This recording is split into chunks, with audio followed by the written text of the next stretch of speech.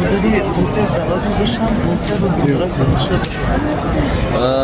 درباره دولت و پیروزیش در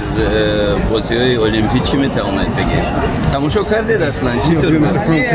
هر روز از هر کنشون فقط برای دولت هم مخصوص کابل یورو برادرشون هم دستگیری کرده اومده در نتیجه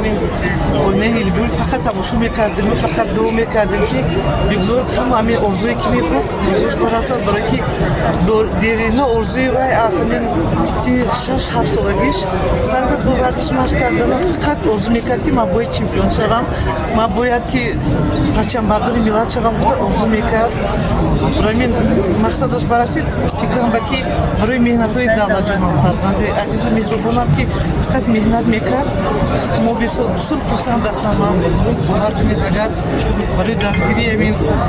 اساسگیری صلح و عدالت برای برابریت برای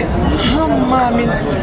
رفیقان جور برادرشون برای استادشون تشکر کامل میگم برای که اگر اونها نمیشدن به فکر من همین ریزی